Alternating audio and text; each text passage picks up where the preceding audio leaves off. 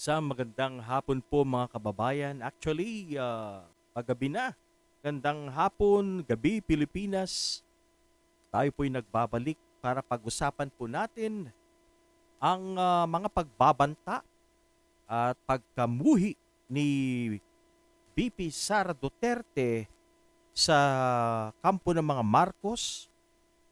At yan nga, pinagbantaan niya po si First Lady, pinagbantaan niya ang Pangulo, at si House Speaker Martin Romualdez. Oh, alam niyo po mga kababayan, yung pong sinasabi po ng mga ibang DDS dyan na hindi raw po yun pagbabanta. Nako, napakaliwanag na yun po ay threat. Ang pagkakasabi niya, pag ako ay pinatay, ay patayin mo rin. So ibig sabihin yan ay may kautusan. Gumawa po siya ng kontrata sa isang tao na kung may mangyari sa kanya ay gawin niya rin sa mga tao na kinamumuhian niya. Maliwanag po yan na isang pagbabanta. Mga kababayan, napakagulo po ng ating bansa ngayon. Yung pong dating magkasama, yung pong magka-unity ngayon ay nag-aaway. Kaya ang hirap po ng situation natin. Dahil meron po yung isang vice president na nag-ugat po sa isang issue sa pagtatanong sa kanyang budget, kanyang ikinagalit. Dahil nga po na-involve po dito ang kanyang chief of staff. Mga kababayan, napakasimple lang naman. Kung dapat sinagot na niya ang issue, ang kanyang confidential funds, ang mga tanong kung paano ito ginamit, saan ito napunta, napakasimple lang po. Kung wala po silang tinatago ay talagang napakasimple lang. Pero mga kaibigan, maliwanag na wala po silang maipakitang resibo dito. Kaya hindi po siya nagpapaliwanag at nag-a-appear sa lower house dahil nga wala po silang resibo, maliwanag yan. At ngayon, pinag-iinitan ang kanyang mga officials sa Office of the Vice President dahil nga po hindi sila makapagpaliwanag at maliwanag na meron po silang tinatago at nagkukutsabahan. Yan lang naman.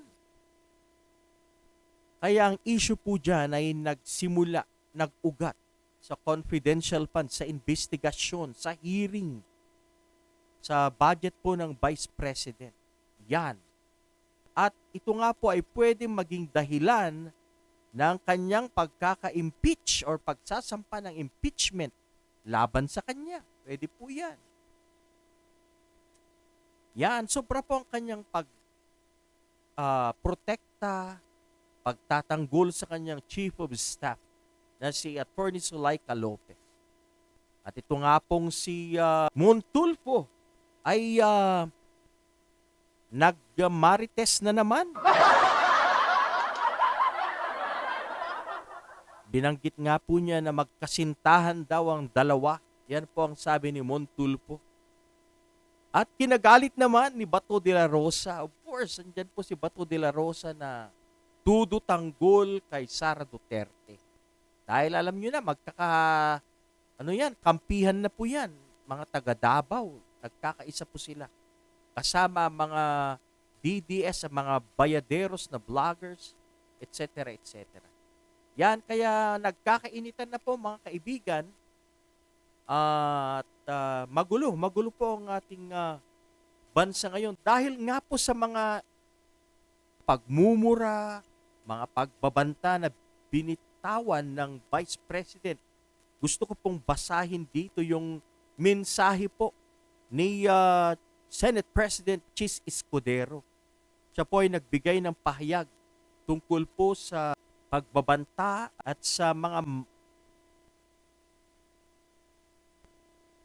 masasakit na pananalita ng Vice Presidente towards our President, our First Lady, and the Speaker of the House. Sabi po dito, Escudero urged the Vice President's allies not to cause political instability and for Duterte to stop issuing criminal statements. Yan. I call on all parties involved to de-escalate the situation to prevent further harm to the safety, health, and well-being of everyone involved. I urge those who are close to her, those who truly care about her as a person and as a leader, to advise her to refrain from making these indecorous and possibly criminal statements in public.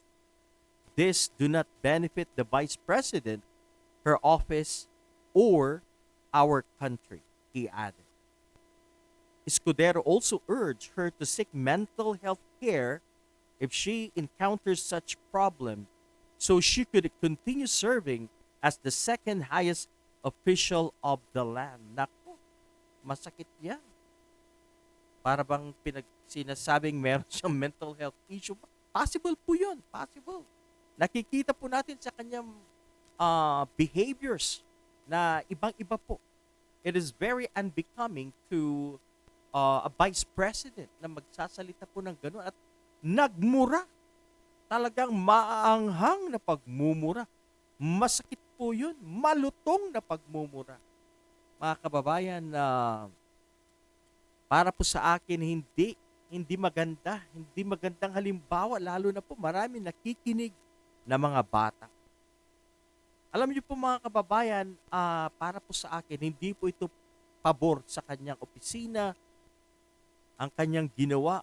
Ganun din sa kanyang personal standing as a vice president. Marami pong mga bagay na pwedeng mangyari sa kanya. At ang masama po niyan, kalat na po sa buong mundo. Ang balita na to, ang kanyang pagbibigay ng pagbabanta at pagmumura and directing her ire to the First Lady and family. Lalo-lalo na sa Pangulo. Alam niyo po, nakikita may mga possibilities po na pwedeng mangyari kay BP Sara dahil po sa kanyang ginawa niyang ito. Meron po mga consequences, meron pong repercussions tumpong ginawa niyang ito. Posible po na ang Senate won't approve yung proposed budget increase of Sara Duterte. Dahil po sa kanyang ginawa, baka marami po dyan mga senador na magbago ang isip at huwag nilang ipagpatuloy yung pinaplanong ibabalik or pagtaas sa budget ng Office of the Vice President. Sigurado po marami pong dismayado dyan na mga senador na dati-rati ay medyo ang standing nila ay hindi gaano stable.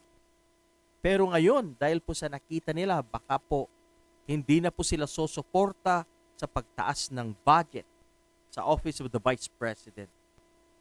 Ano pa pwede mangyari dyan? Pwede po siyang filean ng disbursement case. Alam nyo, threat po yan. Grave threats. Grave threats po yung ginawa ng Vice President. Maliwanag po. Maliwanag.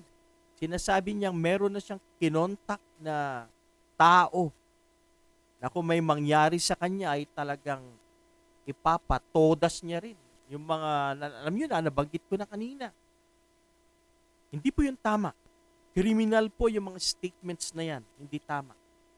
At pwede po siyang filean dyan ng disbarment case. Alam naman po natin ngayon. Sunod-sunod na pong delikado, nanganganib sila Attorney Harry Roque, sila Attorney Glenn Chong, yan. Mga magkakasama na pinailan na nga po ng disbarment case sa Supreme Court. At itong si Vice President Sara Duterte, isa po siyang abogado, pwede rin po siyang filean dahil po nga sa kanya mga threats, sa kanya mga pagbabanta na yan, sa kanyang misdemeanors na yan na it's very unbecoming to a public servant. Yan. At pwede rin po silang mag-file ng charges, mga kaso po laban sa kanya. So aside from disbarment case, mga kaso, kagaya po na nasabi natin, mga grave threats, at inciting sedition. Very seditious po, yun po ang napansin natin.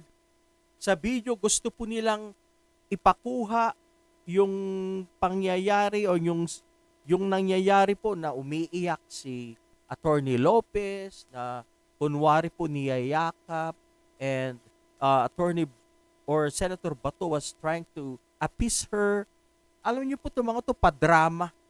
Ang kitang-kita po at maliwanag dyan are they trying to portray na sila po ay inaapi para po magalit ang taong bayan towards the administration of Marcos. Yan po, kinukuha po nila ang simpatya ng taong bayan.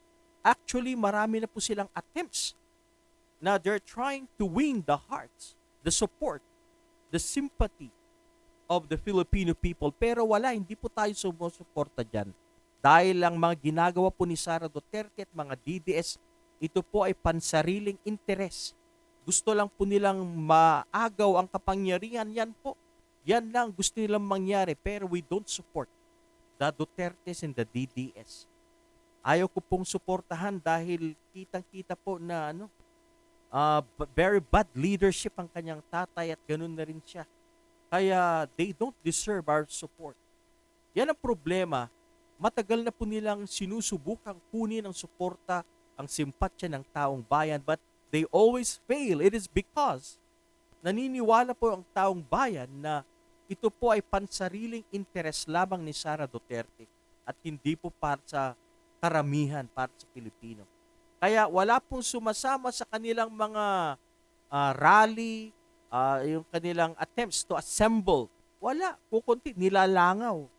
Kaya wala, hindi po sila nagsasucceed. Sila po yung mga dating pinagtatawanan ang EDSA Revolution, ang 1986 EDSA Revolt. Pinagtatawanan po nila yung dati po mga nagtatawa or pinagtatawanan, sila po ngayon ay ang mga nananawagan na magkaroon daw po ng EDSA. Mga kababayan, hindi po tama yan. Hindi po tayo sumusuporta dyan. Ito po ay pansariling interes lang ng mga Duterte. Of course, may mga kaso sila. Sa ICC, paparating na. Andyan din si BP Sara. Tagilid ang laban niya sa kanyang confidential funds.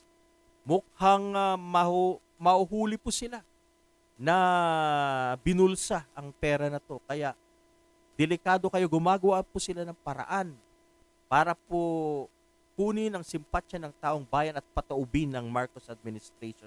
Well, gusto nyong malibre, gusto nyong makatakas sa inyong responsibilidad sa mga hindi tamang pinaggagawa nyo, hindi tayo pabor dyan, hindi tayo susuporta dyan sa plano ng DDS at ni kampo ng mga Duterte. At ang pinakamalaking possibility po dito ay ang number 1, impeachment. Yan. Posible po yan.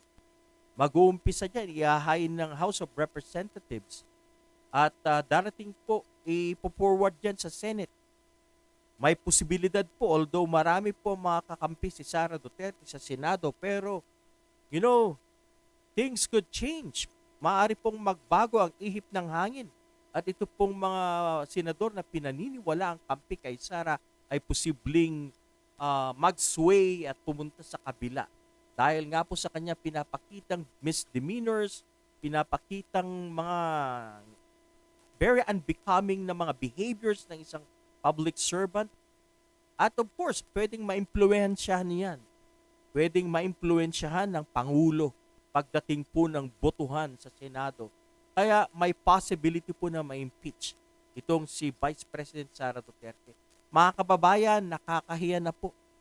Dahil nakarating na po sa iba't ibang bahagi ng mundo ang balitang ito. Nakakahiya ng Vice President ng Pilipinas ay parang may problema po sa pag-iisip dahil po sa kanyang mga binitawang salita. Ang balita po ay napakabilis. At ngayon ay nalaman na ng buong mundo ang threats o pagbabanta ni BP.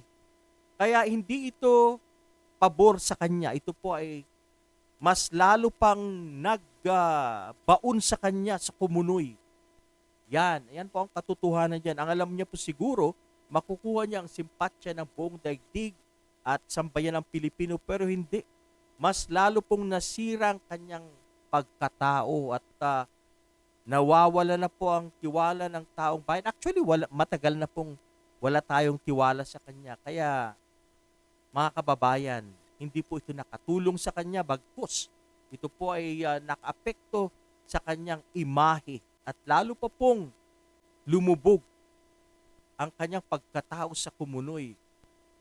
Of course, naapektuhan po ang kanyang pangalan, naapektuhan ang kanyang standing as one of the top government officials of the Philippines. So yan, marami po mga kababayan natin ang nadismaya dahil sa kanyang pinakitang pag-uugali. Hindi lang po pagkadismaya, kundi pagkagalit din. Dahil hindi po maganda yung kanyang mga utterings publicly. At yan po ay gaya ng sinasabi ng lahat, unbecoming to a public servant. Alright mga kababayan, ito lang po muna ngayon ang ating maigsing talakayan. Mag-iingat po tayo lagi. Maraming po salamat sa patuloy pong pagsuporta sa aking mga videos, vlogs. Thank you. Magandang hapon, magandang gabi sa inyong lahat. Bye for now.